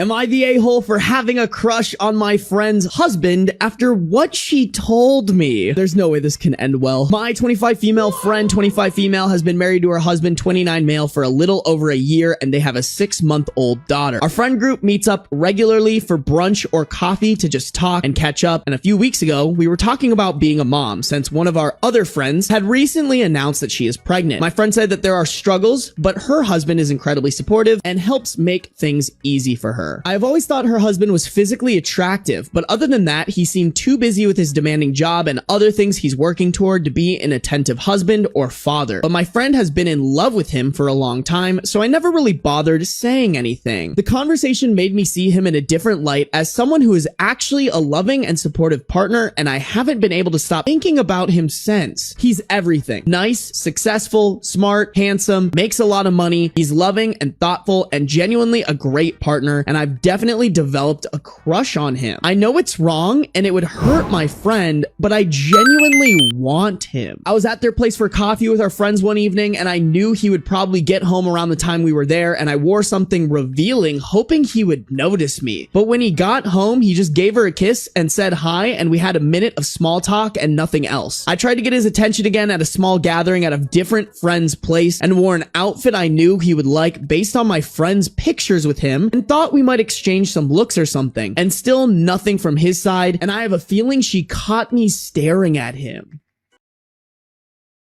How rude of him not to notice. How rude of him not to make a move. Wait, I mean, no. No. Right? This type of level of plotting. We usually think this is something that's reserved for, the not the ninth circle of hell, but maybe like the fourth or fifth. You're plotting on your friend to do stuff like this. And listen, I love to watch me some Dateline. And one of the episodes I saw today was this very same thing. Right? Very similar situation. Man, he had kids, wife started playing more video games and apparently used that as a reasoning to start banging the wife's best friend. It's easy to make these justifications after the fact, but let's be real. A lot of women look at they listen to their friends talk about how dope and amazing their significant others are, and they see it as competition. And maybe sometimes it's not about the man. It's just saying, how am I good enough to get the same things that you purport to have? But yet you're girls, right? You're part of the conglomerate, right? You paid your dues. You have your sweatshirts, right? You've got the matching tats. Why would you do this to each other if you sort of support each other? If that is the first rule of thumb, that one has to support the girls coalition, right? 2028 girls coalition. Why would you now go ahead and move like this, where I'm trying to undercut my friend to be with her husband? The better question is, why do you believe that the husband doesn't have an actual say in what's happening here? Why do you think it doesn't matter? Why do you think he can't see you and say, this is the most pathetic thing I've ever seen? That they don't stay up gossiping about you and saying, you know what your friend's doing? You see how she's, oh, she's not like that. Yeah, keep watching. Keep watching, and you actually might come across the truth. Chat, the devil works hard, but OP works harder, cause what? If he ever showed me any interest, I know I would act on it and it would destroy our friendship and their marriage. I'm still trying to think of other ways I could create opportunities for something to start between us. My friend and I have the same body type and physical features, so the attraction is definitely there. This is like a whole nother level of Delulu. Girl, he's not looking at you. He clearly is ignoring you. He's in love with his wife, but I don't know how to actually initiate things with him without setting off alarms around her and our friends. It's genuinely so frustrating knowing that she's probably sleeping in his arms every night while I'm trying to figure out how to get his attention. Am I the a-hole for feeling this way? I say yeah. Unequivocally, yeah. Right? You feel this way, and we're supposed to be looking, she's like, oh my God. How dare she flaunt her husband that cares about her, that works, that's just has a single mindedness? That should be me. We've got the same body type. Why not? This is a different level of dirt. When listen, and I think for the most part, I think Cardi B said it, right? Not that we're in the habit. We're not in the habit of quoting Cardi B, right? Although she's from the Bronx, right? Shout out to them. But yeah, she said a lot of men respect your marriages. If they try to step to you and talk to you, oh, I'm married, a lot of them back off and say, okay, cool. Right? I think it's a different form. The lowest of lows are going to look and say, yo, you can't have friends. Right? You can't have friends. I can't still sort of wiggle in there. That's the lowest of the low. There's let's have this disclaimer put out there first and foremost. When you get with a man, he knows you're married. Right? This is free game from women. Women ready to step out and ready to cheat. When you get with a man that he knows you're married, he's not going to marry you, or it's not going to be a successful thing. The difference between having fun with you while you were taken, while most of your time and attention is dedicated towards you and your family, I'm just a thing that you obsess over the side. Part of the excitement is that you're trying to steal time away from your family to give it to me. But once now the family's gone, that's been imploded, that's been blown up.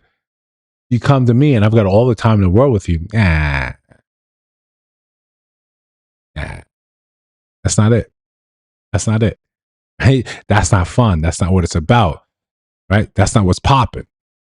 So, in this sense, even if she got with this man, she'd turn around and say it was all about my unrealized hatred towards my friend. And because I never really dealt with that, I never really I never dealt with my jealousy with her, I imploded my entire life. Not just her, the relationship I had with whomever. I imploded this entire thing. I looked and said, that's fine. That's what I'm supposed to be. Yeah. Girl, Sharaj, you got all the shows. I need a running list of what I'm supposed to be watching. I'm out here in the trenches, right? With the regular deglers, right? With the people passing around themselves, right? And Mark, if you're still here, I sent you this one earlier today. Just I knew I was going to use it. I knew I was going to use it because this one is poignant. I'm lucky to travel in circles with some of the world's most successful NBA players. I've dated 2 married ones. I finally nabbed a single one, and I went all out to please him. I even brought a friend along to blow his mind on his birthday. Wow. I asked him if it's time we pop out a couple. He was disgusted by the suggestion. Nah, you like a rite of passage. Once the big dog had you, the pups wanted a turn. That's right. But I ain't taking you out the kennel. I'm in my late 30s, and I'm trying to find a baller husband before it's too late. Yeah, one of them burned my reputation. What do I do now? Yeah, you need to find me somebody else. That's not going to happen. That's not going to happen. Once the big dog had you, the pups wanted a turn, but I'm not taking you out the kennel. That's bars. Somebody can write that down. It's actually bars. Somebody can write that down. This is rough. This is rough. But this is part of the game that we don't really talk about. This is part of the ugly part of the game. Right? And the game that we all love so much. We love to play. We love to go here and try to make it make sense. We're playing Uno, right? I'm ready to Uno out, but I got 3 cards. I got some draws. I got a draw and I got some wilds. Wild draw 4. I'm ready to go. And I know you're not ready to stack, but we said stack is available, right? This is the game. This is the excitement.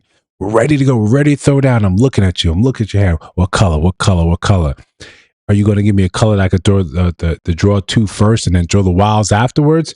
Or I got to draw the wilds and then change the color on my way around? What color should I change? Could I change it on the way back? This is the lovely part of the game. But in reality, the way it ends is usually the same way. You get passed around. You sometimes forget that these are young men, right? You got to follow the playbook of Brittany Renner, the ultimate predator. Ultimate predator. But even then, when you look at how things end up, they're looking at you and saying, PJ Washington, you made a mistake. You're supposed to pass this around. You're not supposed to sit here and think you could make this family. You learn your lesson. And the next one, you try to learn your lesson. You try to take the lessons you learned from that one and say, all right, let me try to do it right this time. But no. Once you enter that sort of circle, once you enter that orbit, these men, you could develop a reputation, and that's what you're known for. That's why you see the same women being around and around. When Selena Powell, what was it, Nuggets? What team that she was famous? And I say she was famous for because she went on some podcast and talked about how she was in a hotel, sucked off all these players. Sorry, Mom. Apologize. But this is what she said. This is how she became famous. And now you can't really get the NBA dudes. So now you're talking about streamers, and these are people that you surround yourself with. This is where you find yourself. This is what you find yourself doing. This is how the game works. Right? But again, if you had a system in place that was able to pull women aside and say, girl, this is not what it is. Rather, what do you have? People in the comment section saying they supporting this behavior. The dissenters are not like the people that support this. They're legion. They're like, yo, this is what it is. You're supposed to go, girl, get yours. Do you? Meanwhile, Shorty just wrote that she's about to go to Bible study. She's not living that, but she knows her role is to support women. And as long as you do that, as long as you conform, you've done your part. I always think that sometimes it's about fear, that if you go against the grain, eventually someone's going to have to come report you to the authorities, for summary judgment and say, hey, she's not one of them. She's not flying the flag. She's not playing true. She's not doing the right thing. But again, I could be wrong. I'm fine. I'm fine being wrong. I acknowledge when I'm wrong. Like most things, you can, of course, you can agree or disagree.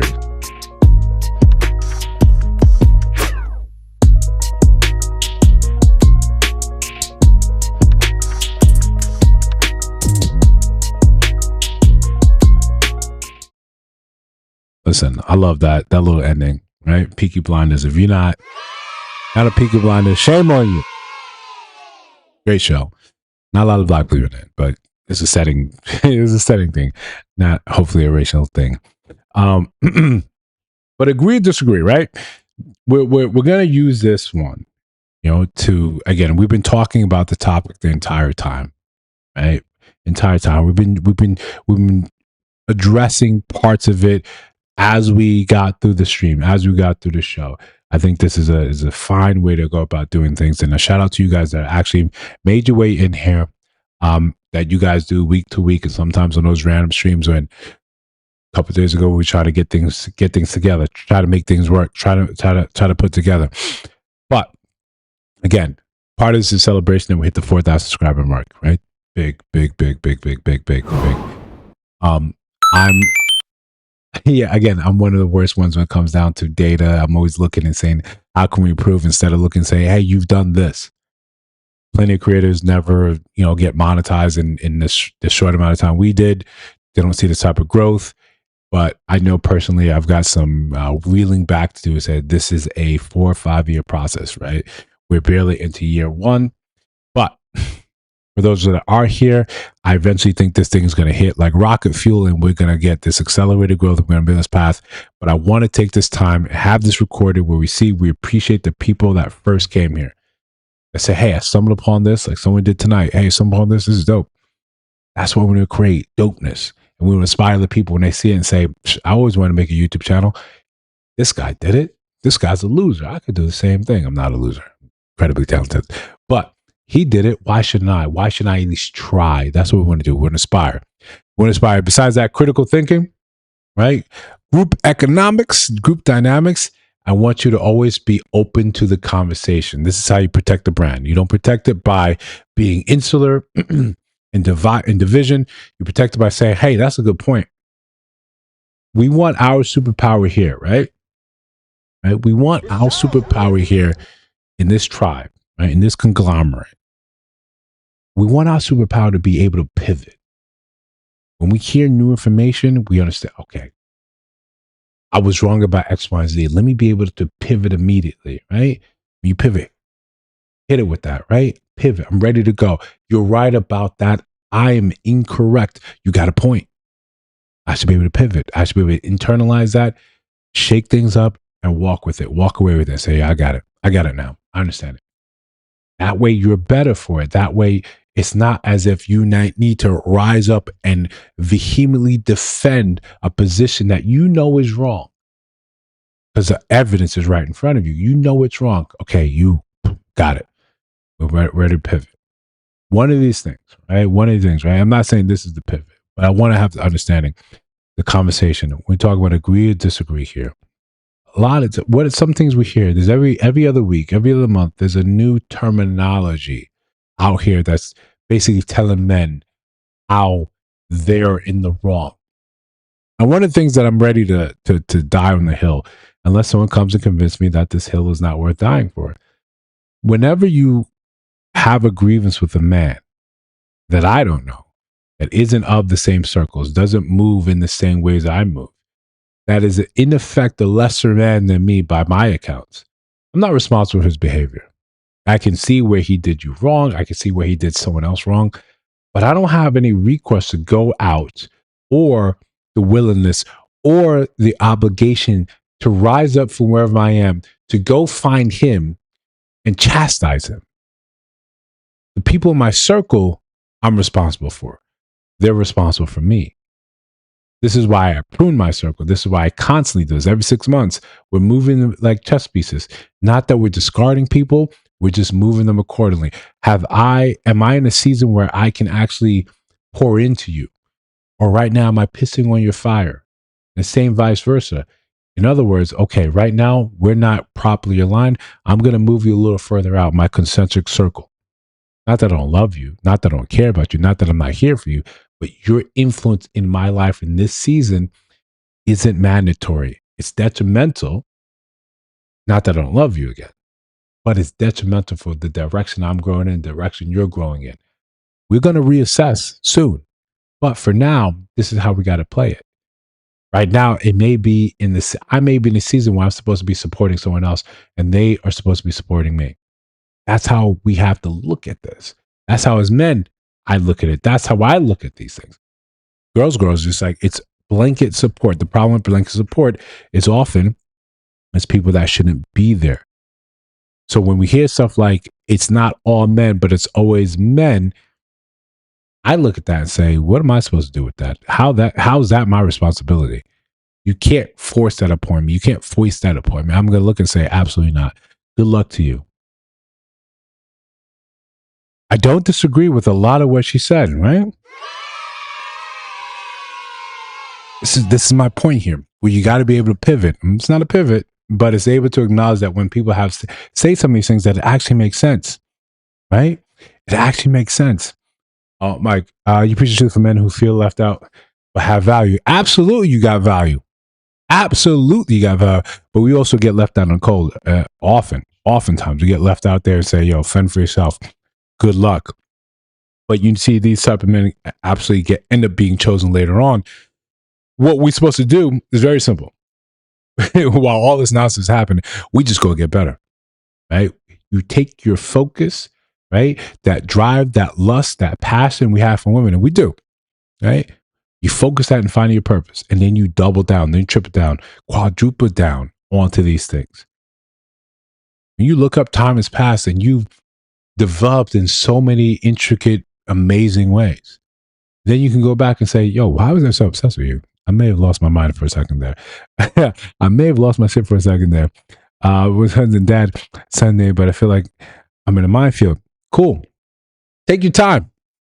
Take your time. That's the thing as you have as a man. You got time, right? That is your superpower. You get time to get better. This is what you're supposed to do, right? I don't think anyone's going to begrudge us a little detour real quick. You're supposed to take this time to get better. When you raise up your head, when you look again and people look and say, yo, where you been? Oh, yeah, I went here. I did this. I built this. I created this. I looked deep into myself and said, what is it that you always want to do? What is your purpose on this planet? What do you want to be known for? When you die, you want people to know you came this way. When you start shifting your thought process to these lofty ideals, the fact that she didn't text you back, that don't really matter to you no more, does it? That seems infinitesimal. Oh, she didn't text me. Cool. Right?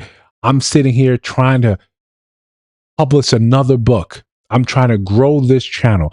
I'm trying to lay out a system for my retirement that gives me the most money so I can still take care of myself, my family, and set the world up for my niece.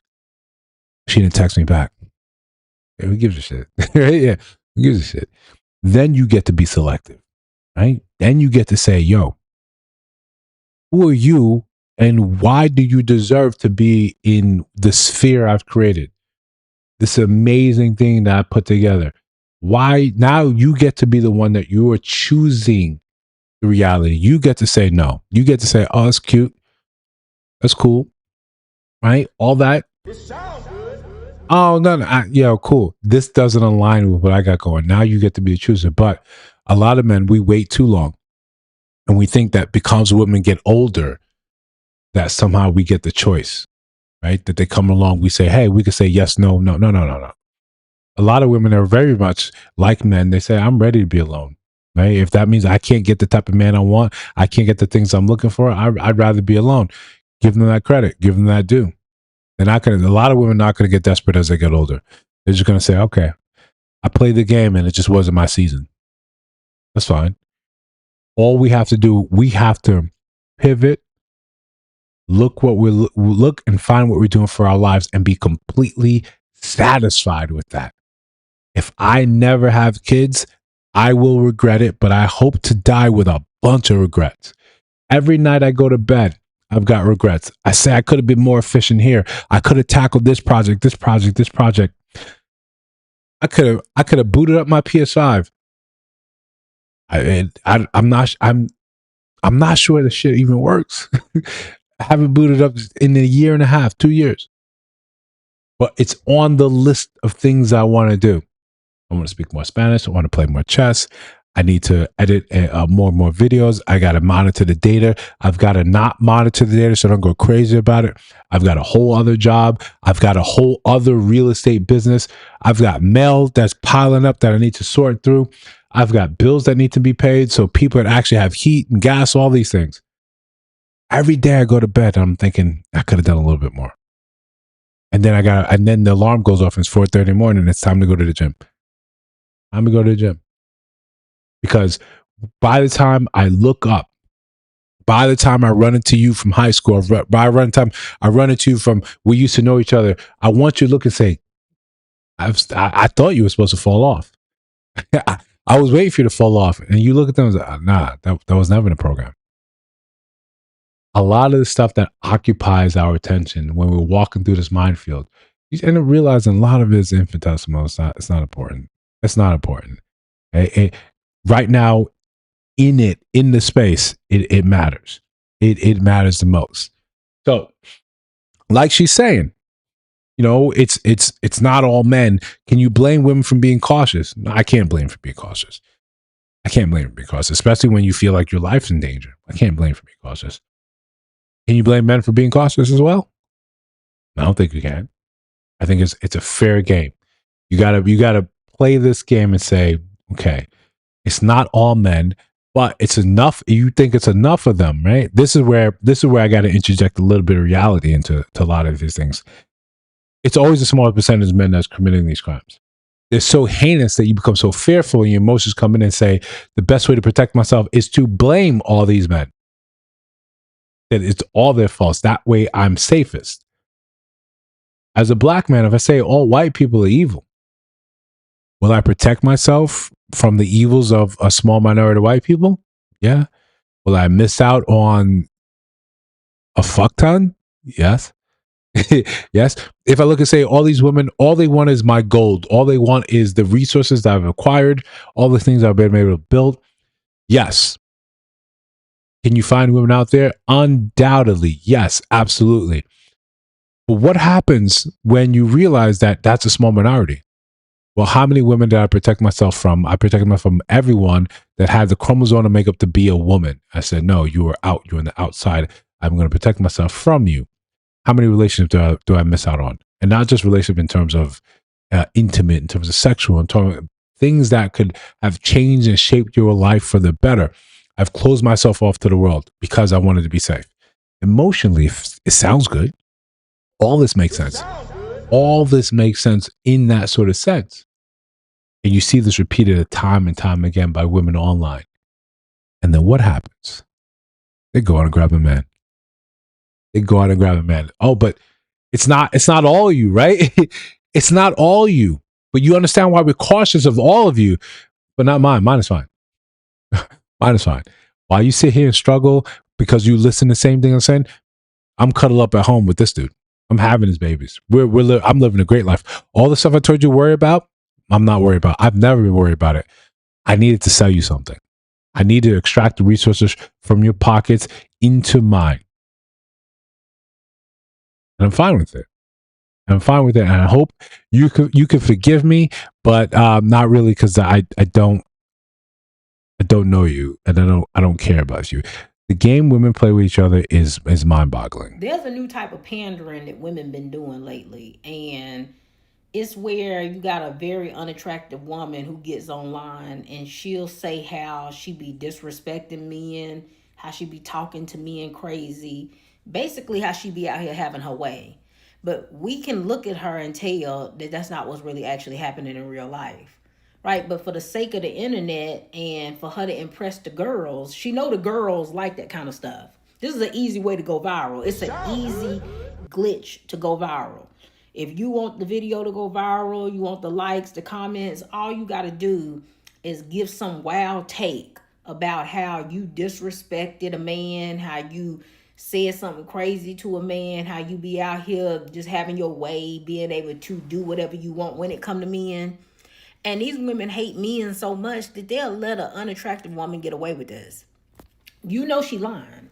You know she do not have the ability to be out here saying the stuff that she's saying in this video to men to their face. It's all made up. It's all in your head. That never happened.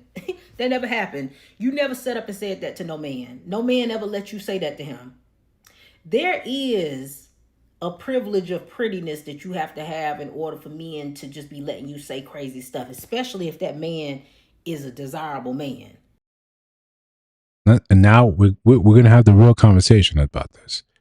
When I come across a lot of, okay, so I'm sifting through a lot of content. So I come across a lot of this.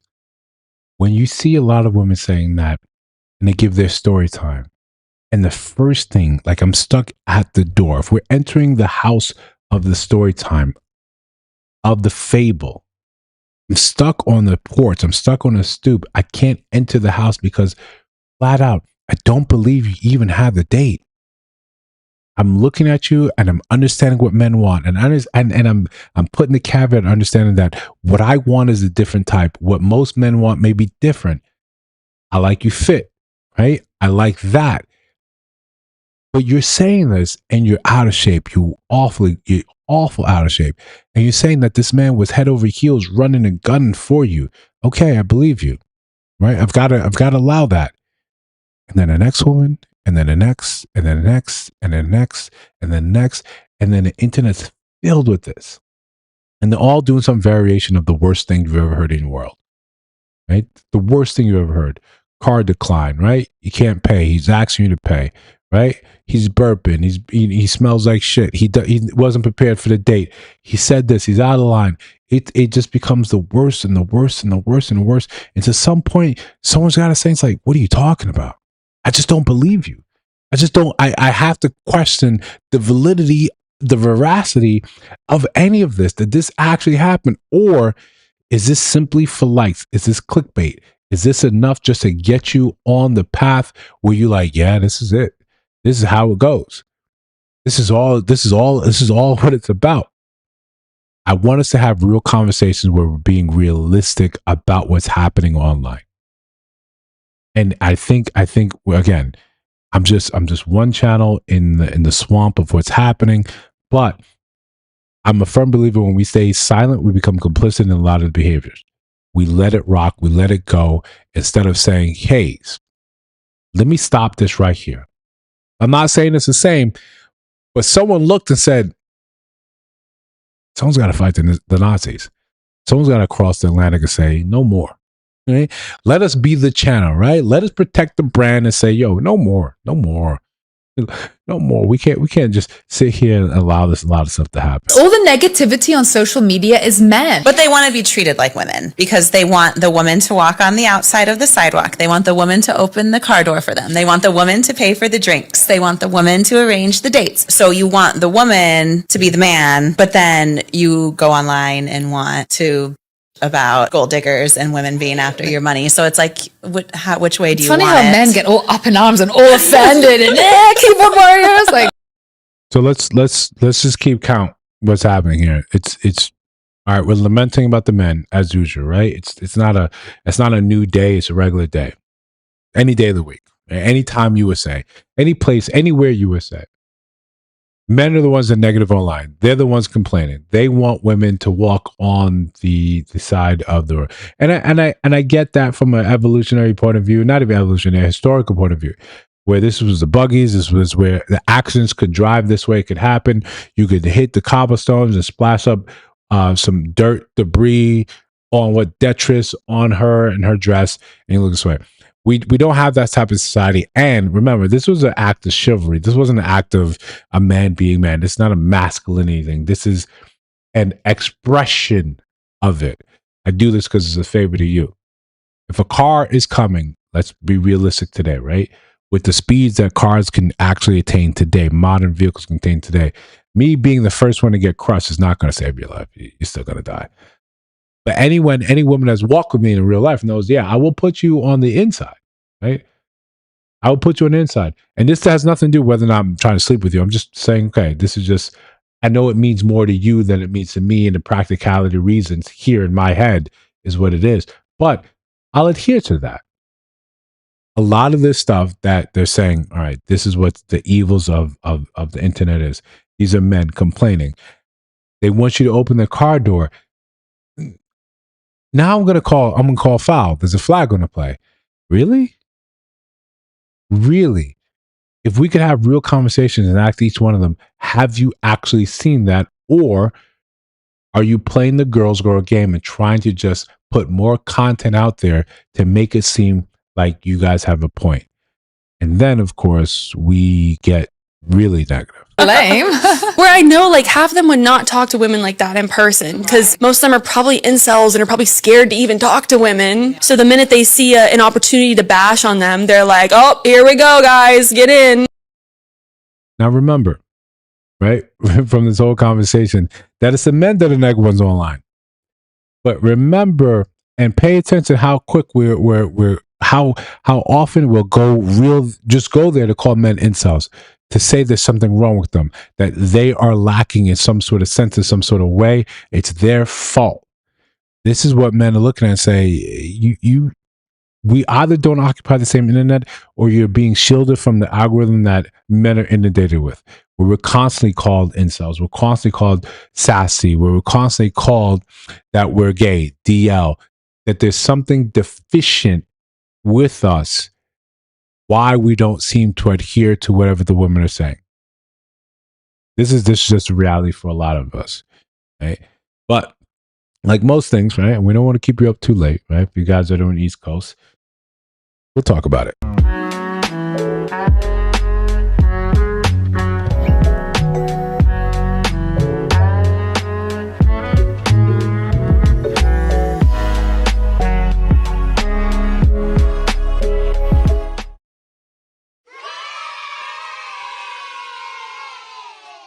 All right, listen. So we got a lot of it. We talked about a lot of this during the opening monologue, and then the connective tissue and the sinew of the live stream. And again, we want to thank everyone that shows up time and time again, right? And we know early on, this is the nature of the game. This is me trying to give you guys reason and fairness to call me out and say, hey, slow down on your expectations. This is a process. This is a marathon. Stop trying to sprint it. 4,000 subscribers. That's a big deal, right? That matters. But, so, the point is, we'll talk about this right here. The girls. And again, I want to be clear that I'm a fan of the support. I think it's critical. I think it's necessary. I think it makes sense. However, when I think, as we've sort of proved the point throughout the show, throughout this live show, is that it becomes, or it gets to the point where it's detrimental, where it starts harming whom it's supposed to protect, women. It insulates you in this bubble of insanity, where you believe it's fair to call out men for the same things that you are lacking. He can't. I asked him for X, Y, and Z. He couldn't do it. He's broke. But you asked him. Right here would be a perfect opportunity for you to be, hey, girl, love you, but if you can't do that for yourself, why is he the broke one? Because he simply refuses to do it. Not that he said he couldn't do it. He just didn't want to do it for you right now because he couldn't see where it mattered. You look at a man, regardless of his station in life, because he refuses to do what you say he should do when he should do it, and you say there's something defective with him. Now, I get the idea. It protects you, it insulates you, it makes it seem as if you can't do any wrong. So when wrong happens, you are the victim. And being the victim, you're always innocent. It's got to be something wrong with him. Bodies. But in reality, it robs you of the opportunity for growth. It robs you of a chance for you to do better, for you to think for yourself and how to improve upon your life. When you are devoid of the challenge to you and your psyche and your being, you don't have the opportunity to cut your teeth on anything. You simply exist. When no one comes there and says, hey, have you considered doing something like this? Have you considered thinking this way? Have you considered moving this way? Have you considered that you might be wrong? When we don't afford women these opportunities, and we turn around and say, well, why are you so stunted? I think that becomes an obvious thing and an obvious reason, because you're in this sort of bubble, in this well where you simply hear the things you need to hear. Tonight's conversation is a great place for that, but it's not the only. It's the same drug dealing apparatus. I'm going to tell you what you want to hear rather than tell you what is necessary for you to grow beyond the need for this space.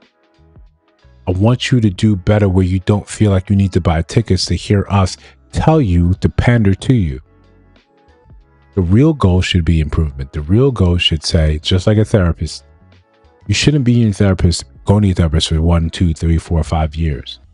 At some point, the therapist needs to let you know, I'm here to make things better. I'm here to give you the tools you need. I was in therapy for a couple of months. 6, 7, maybe 8 months. And at the end, we knew it was over. We knew our time had come. I'm asking him about his grandchild, right? He's asking me about my book. He's saying, yeah, I think you're fine, right? That's the idea. That's the idea. That's where you want to get. But the only way you can get there is by confronting a lot of the truth, a lot of the understanding, hey, I'm not right. I'm not okay. I don't have all the answers. It's fine not to have all the answers. We have this society today where whenever you ask a question, a concept, a theory, an idea, even if it's something whimsical, even if it's something amazing, fanciful, someone has the answer. Someone in your immediate circle has the answer. Rather than saying, hey, you know what? That's incredible. That's novel. I never thought about that. I'll have to really do research. And the research isn't just looking, hey Siri, hey Google. That's not real research. Sitting down and being curious about working through a thing, a problem, an idea. That's where you want to find yourself. That's where I would hope most of us would be, where we would land. That's the issue with being a girl's girl, being in that circle, being in that arena where it keeps you from learning anything new. It keeps you stuck. And then we look and we hope and we say, well, what's wrong? Why are you the same person that I met in high school? Why are you the same person that we parted ways in college? You stunted your own growth in the name of support. I'm not saying that the immediate way that men do it is inherently better. I think the way men do it, we leave a lot of men by the wayside. We say, yo, you got to keep what you kill and you don't know how to hold a spear. Figure it out before you go hungry. Figure it out before you die. Hey, can you teach me? Nah, I can't. Get how you live it, right? That's not super ideal either. That's not helpful. That's not part of the group thinking. One thing we can say, like we started this live stream, you can admire the way women have their group think. But men, we know we have a competitive edge and we need to sometimes know how to diffuse that. I can tell you countless stories about other black men that I met, right? Supervisors, managers. Upon meeting me and seeing me in my stature, the way I'm moving, the command, right, that other people give me, the deference, and they're new here. But their position is technically higher than mine. And they're looking and say, okay, we're going to have the piston match. We're going to have the penis measuring contest. They come up with that same energy. And when they meet me and they see, oh, I'm not giving any of that back. But it's not an immediate thing, right? You don't get it immediately because you still have your preconceived notions. It's got to be a challenge because that's how it's always been. But we cross paths the second time and I'm still the same way. Hey, what do you need? I'm here to make your experience better. I want make sure you look good. This is what the operation is. This is how we're moving. Hey, where do you think we make improvements? You let me know. I'm ready to execute. There's a moment there. There's a breath. There's a pause, right? And they're like, still don't believe it. The third time happens around. We're sitting there. We're giving briefings. We're giving the playbook. This is how we're doing it. I look towards you. Hey, got anything to add? What do you want to do? We could scrap this entire plan. You got something better now. And they look and say, oh. Then the defenses come down. Then we have an opportunity to actually collaborate. He comes and pulls me aside saying, looks like you're the man here. I know what I'm doing here.